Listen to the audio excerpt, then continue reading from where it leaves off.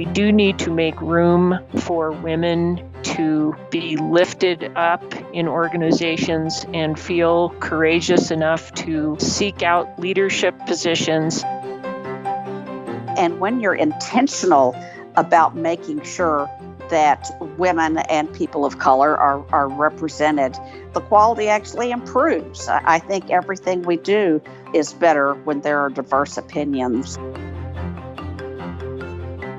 Hello and welcome to the Permanente Medicine Podcast. I'm Chris Grant, your host and Chief Operating Officer of the Permanente Federation. I'm happy to be back after pressing pause on our podcast to focus on Kaiser Permanente's response to the COVID-19 pandemic. What I've learned over the last few months is that it's important for us in the healthcare industry to share vital information and lean on each other. You might notice that things sound a little different than usual. That's because we're recording remotely instead of in our usual studio setting, so we can follow safe social distancing practices with our guests. I appreciate your understanding and for always listening. Today, I'm excited to have two inspiring physician leaders from the American Medical Association and the Colorado Permanente Medical Group. Together, we'll delve into the topic of women leaders in medicine while discussing their unique paths to becoming prominent voices in healthcare. Calling into the show are Dr. Susan Bailey, an allergist and immunologist in Texas and president of the American Medical Association, and Dr. Margaret Ferguson, a pediatric hospitalist and president and executive medical director of the Colorado Permanente Medical Group, which provides care to Kaiser Permanente members in the Colorado region. Welcome, Dr. Bailey and Dr. Ferguson. I can't tell you how excited I am to have you both on the podcast today. Thanks for having us. Thank you, Chris. All right, well, let's go ahead and get started. And I'd like to start with a question for Dr. Bailey. In June 2020, you were sworn in virtually as the 175th president of the AMA. You're the third consecutive woman to take this office. Can you talk a little bit about your path to leadership and what it means to lead the American Medical Association during such a pivotal time in medicine? Oh, thanks, Chris. Can I have the whole hour to talk about that? Take as much time as you need. Oh, gosh. I have been involved in organized medicine since I was in medical school. I have passionately believed from day one that being a successful physician and taking the best care of my patients meant more than just what happened in the exam room.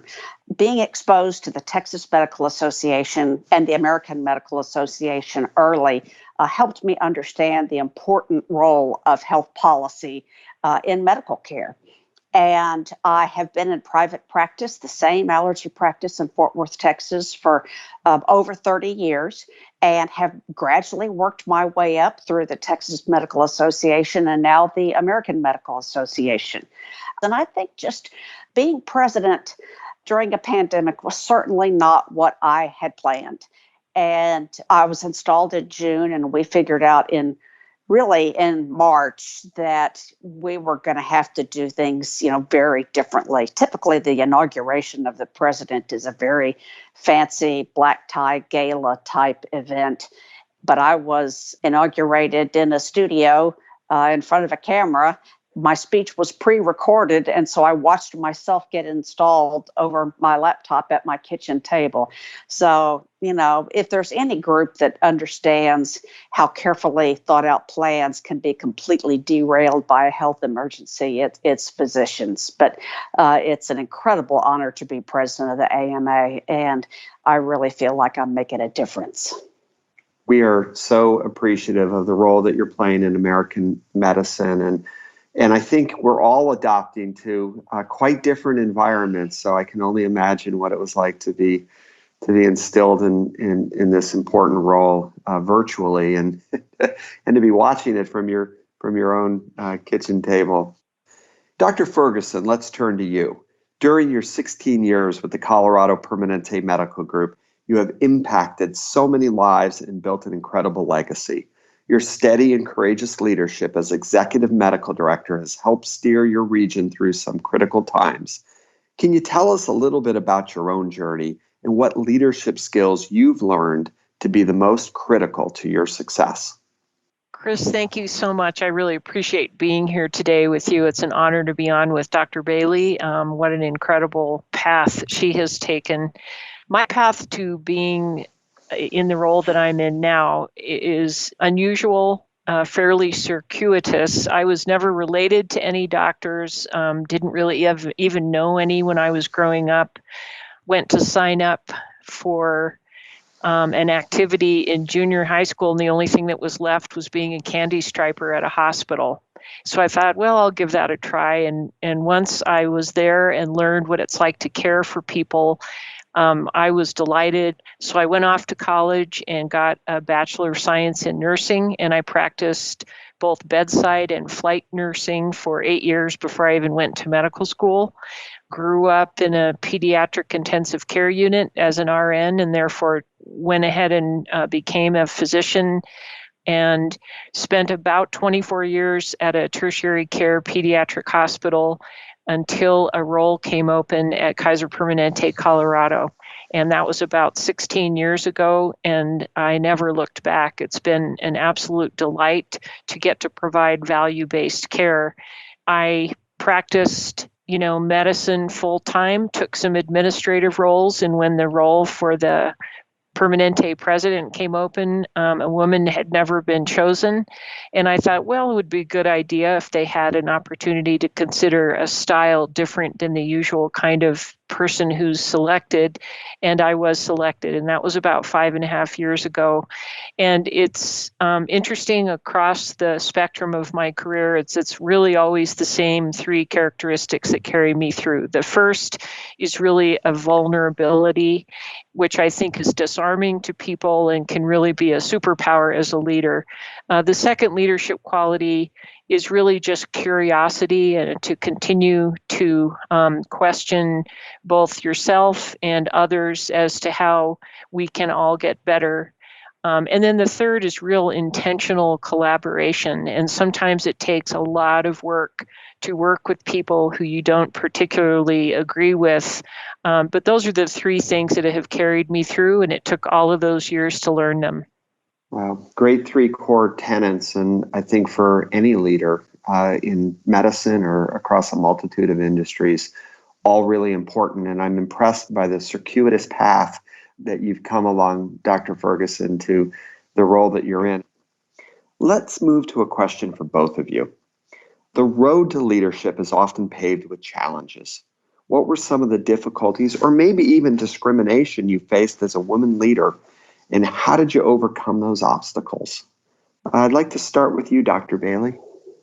I've always been my own boss and have never worked formally in a large organization. At most, our practice has had 4 physicians in it. So we're a small, tightly knit group. So I've never felt any discrimination there.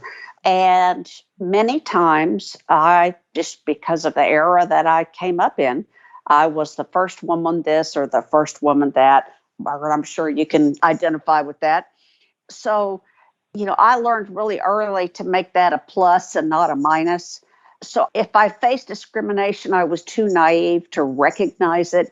I think the biggest challenge I had was actually being the mom of 2 young children. And actually, I was a single mom in private practice, raising 2 boys for a great chunk of that time. And that was the most challenging part. And I remember a young man who actually started off as a patient and then worked for me for a while he was still in high school. And I had him help me out during the summer with the boys. And so I met him at the swimming pool one morning at 8:30 with the boys. And he said, well, it wasn't Dr. Bailey then, but he said, now you're off to a really exciting day. And I looked at him and said, The hardest part of my day is over. Just getting organized and getting the boys here and then getting to the office on time. That's the biggest challenge I'm going to face all day. And he had the funniest look on his face. He had no concept, of course, of, what it's like to be, a working mom and a physician mom. Now he's a pediatric oncologist and has a family of his own. So I'm sure he understands that now. But really trying to balance being a mom, the needs of my children, going to meetings, and it was all stuff I wanted to do. Nobody made me do any of it. But oh boy, was it challenging at times. And I have to confess that I didn't always keep all the balls in the air when I was juggling all those things. Well, that's a great story and a really important message, because you look at your career pathway and to be the president of the American Medical Association and to reflect upon your life, and one of your greatest challenges is being a working mom. Dr. Ferguson, how about you? Well, I'm glad that Dr. Bailey went first, because you've, Susan, given me permission to be more honest about what I was going to say. I was going to be real dramatic about this, but when it comes right down to it, my biggest challenge was taking 3 weeks of maternity leave when I was a critical care fellow. And I will never forget how difficult something like that was. And you are exactly right. The hardest part of the day is making sure that everyone is safe and fed and dressed and schooled and all of those things. And now our children are happy, and I'm so grateful that I had help with my husband to do that. But I will say that some of the difficulties were even getting into medical school. I was 29 by the time I got in. I had to apply a couple of times. I did feel discrimination about being an RN. And one of the interviewers, who was pretty old school, gave me a hard time about it. But I did get in, and it ended up, the first 2 years was a little more difficult, but the second 2 were a delight and easy. And then I went several decades without feeling any discrimination or any great difficulties, really until the last couple of years, when the challenges of leading a complex health system like Kaiser Permanente, Colorado, hit its peak here a couple of years ago. And I really felt like people were not seeing steadiness, which is my style of leadership, steadiness and amiability and curiosity. Many didn't see that as a strength. And it's one of those things where they have to stick with you and wait it out. And eventually folks understand that you have a method to the fact that you're not yelling back at everyone or raising your voice or pounding the table for things. You're trying to lead with data and rationality and kindness in some ways. And that was difficult. And when someone asked if I ever had felt gender bias, it could be that was the first time I ever felt that. Now we've gotten better, and I think the world is seeing that the way women lead, especially when times are difficult, is very valuable. And I'm sure that you felt that also, Dr. Bailey. So now I'm grateful that I stuck with it instead of trying to change, how I led just to accommodate what the stereotype of a leader should be. Thank you, Dr. Ferguson. And I can attest to the fact that your style is phenomenal and actually yields incredible results. All right, I'm going to stay with this theme a bit. And Dr. Bailey, data gathered in 2019 from the Kaiser Family Foundation shows that male doctors still outnumber female doctors 64% to 36% overall. But enrollment trends in medical school have been shifting. For example, the Association of American Medical Colleges shows that from 2009 through 2019, the last decade that was reported, the number of men in medical school increased by more than 5,000, while the number of women in medical school increased by nearly 9,000. What do you think this trend means for equity in the field of medicine and perhaps for medicine as a whole? It's really been interesting to watch the percentage of women versus men in medical school has been pretty close to equal for a number of years now, but the last couple of years have definitely shown that more women than men are being accepted to medical school. And there have been some similar trends in other professions. And so, my question is, will we because admissions, processes are very highly regulated and controlled, will we let the number of women medical students continue to go up? And the percentages, or will we strive to keep it equal? I hope we'll always strive to get the best candidates in medical school, regardless of their gender. But it's really going to be interesting to see how that plays out. That being said, there is still a pay equity issue between women and men. And women physicians still earn, 20 to 30% less than their male colleagues overall. And so that is an issue that I think is very concerning. We have to show our women physicians that they are valued, equal to the men, especially with more data coming along showing that many patients prefer seeing a woman physician. Women physician in many ways can be more productive, have higher patient satisfaction scores. So I think it's important for the field of medicine that we make sure that we've got plenty of women and that we take very good care of them. Yeah, thank you, Dr. Bailey. And pay equity is an issue across multiple industries, but from my perspective is kind of a basic right. Do you have recommendations for whether it's a small practice with 3 or 4 doctors or the largest medical practices of steps that they may take to ensure that we are moving rapidly to equity in pay and no gender differences? Well, I think the first thing that we have to do is teach women that it's okay to ask for what they're worth and that it's okay to ask from the very beginning to make sure that they're making what the men are making in equal positions. I think these things have to be very intentional. They're not going to happen on their own. We have to set very specific goals about expectations for ourselves. That's great advice. Dr. Ferguson, you wrote a wonderful commentary for Modern Healthcare a while back about the importance of mentorship, training, and empowerment in developing physician leaders. What advice do you have for your fellow physicians about leading effectively in today's rapidly changing medical landscape? Well, it's interesting to follow on with the question about women in medicine, because really it's about women in leadership as well. And I think it's really about listening, and you have to be an active listener as a leader. It's about really respecting the front line and the people who are doing the work. It's about admitting if you don't know something, certainly using data, remaining curious, but if you don't know, there's not a thing wrong with the vulnerability of admitting that you don't and finding out the right answer. And then for especially women and people who are more reluctant leaders, like I probably was along the way, you cannot be afraid to fail, and you have to just remain authentic. And I am always way more successful when I simply act like myself in even difficult negotiations and so forth. I did want to say one more thing about taking care of women. I think that what Dr. Bailey said is very, very poignant.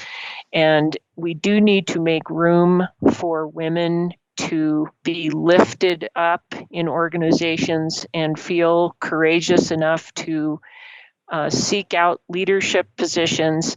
And then we need to make it okay if you have to get home at certain times, or if you need to maybe work at home somewhat, so that you can have a balance in your life. Again, I think that also makes for an effective leader and an effective leadership team. That's great advice. This is a transformational time for our country as a new presidential administration enters the White House, including our first female vice president and a woman of color. This hopefully will inspire breaking the glass ceiling in other industries. Could you talk about programs or tactics that you've implemented to encourage diversity within the organizations that you each lead? And I'll start with you, Dr. Ferguson, and then we'll head to Dr. Bailey. Chris, thank you. I'm sure, as with Susan, this is very, very important to me, and equity, inclusion, and diversity and the movement that we are in is something that has been the best part of 2020, which was a tough year, because it's gotten us all rowing in the right direction, providing resources where we need to. And I think equity, inclusion, and diversity issues simply have to be called out. We have to have intentional focus. We have to keep the tone up, continue to tell stories, make sure that we are listening to people. And I learned from some of my ally colleagues in our African American community in CPMG the importance of read, watch, listen, and donate. So we have created a diversity council in our organization. We have created allied groups, including something where we're every month or so doing a Celebrating Women town hall, which of course is virtual. We expected 20 people to show up the first night, and 100 women showed up and all had many, many stories to tell through tears about how difficult it has been to take care of children and work full time.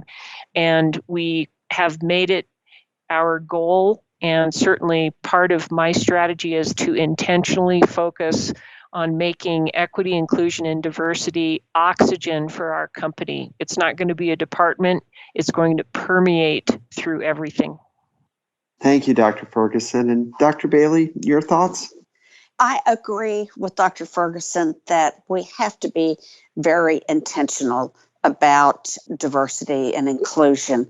I was just thinking, one trend, I'm real active on social media. I think that's one of my AMA responsibilities, but it's a great way to communicate and get your finger on the pulse of what's going on in the world, is the calling out panels and programs that are all men.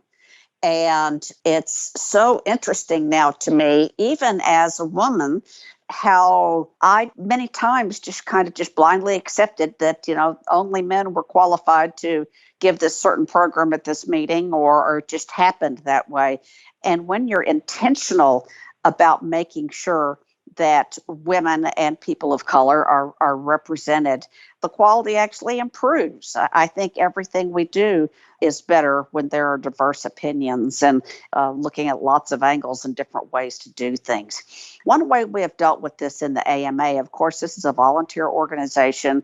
We needed to find entry points for folks who wanted to be involved in the AMA, were interested in health policy, but really didn't have a chance to be the delegate from their state or their specialty society. And so we've seen over the past 20 years the growth of sections, and anybody can be active in a section. So we have a women physician section, we have a minority affairs section, an international medical graduate section, all sorts of ways for people to become involved. And then those sections all work with each other and work in our House of Delegates and have the privileges to introduce resolutions and help make policy. Oh, and that has been incredibly successful. But it was very intentional. But just then from the outside looking in, knowing that those sections are there, helps send the message that your participation is valued and we're going to take advantage of your talents. Great words of wisdom, and also important structure, to have in place so that there are avenues and vehicles for folks to volunteer, to step up. You are both trailblazers in your field and role models to young physicians. How do you work to inspire other female leaders to follow your example? And what advice might you offer to those young doctors and medical students who are just starting out on their paths? Dr. Ferguson, why don't we start with you? Well, I wanted to start by thanking Susan for teaching me the word mantle, which I plan to use frequently. I'm remembering about 10 years ago, I was at literally a conference, and they had a section on women in medicine, and the entire panel was men. And a young, quiet woman in the back of the room asked the first question, and she asked why there were no women on the panel. So that I just remembered that. So thank you for that, Susan. What I've learned over the past few years is that we really have to make an effort to reach out to women and mentor them and say, you could be in this seat. In fact, I will frequently start conversations with medium-sized groups of individuals saying, any one of you could be the executive medical director. And I think before I got into this role, most people didn't think that was possible. I have a daughter who is also a pediatrician. She's about 8 years into her career, and she is much like a lot of kids her age, not going to work at a single place probably for 30 years. People are just not doing that anymore. And so not only do we have to figure out how to influence and mentor women, but we have to do so with women who are really in different generations. And so people who are more mid-career, it's a matter of making room for them to understand that they make a difference. And for women who are more in the millennial age group, it's for recognizing that although they may not stay for a long time, that what they are doing is going to benefit them in their future, and they should use every experience. So I am always surprised if someone tells me I inspire them, because I am so inspired by all people around me. But the only thing I can think of is just staying, humble and steady and honest, and all of that equals strong. And that should be what a lot of people want to aspire to. Thank you, Dr. Ferguson. And Dr. Bailey, what would your advice be to those starting out on their career path? I tell students and young physicians to decide for yourself what you really, really want. Nobody can make that decision for you. You really have to decide it for yourself, and then just make a plan and go do it. I find that just telling my story inspires, I don't think of myself as being inspirational, but, when I look back, and I'm the 6th female president of the AMA and the 3rd in a row, but it also happens that the chairs of all of our major councils this year at the AMA are women. And that's a wonderful confluence of the stars lining up, I guess, although we never get to see each other because everything's been virtual. But, I encourage people to be intentional, to have a plan. Yeah, you may have to change it, but that's okay. Amazing insights. I am just so inspired by both of you, and I'm so appreciative of the time we've had together. Thank you, Dr. Bailey. And thank you, Dr. Ferguson, for joining me today. You're both such wonderful leaders, and you set a great example for current and the next generation of physicians. I want to thank everyone for listening today. We'll see you next time. That's our show for today. My thanks to our guest and to you for listening. Be sure to catch up with other episodes of our podcast by visiting permanente.org or by subscribing on iTunes or SoundCloud. We'll see you next time. The opinions expressed on this podcast are those of the speakers and are not necessarily the views of Kaiser Permanente, the Permanente Medical Groups, or the Permanente Federation.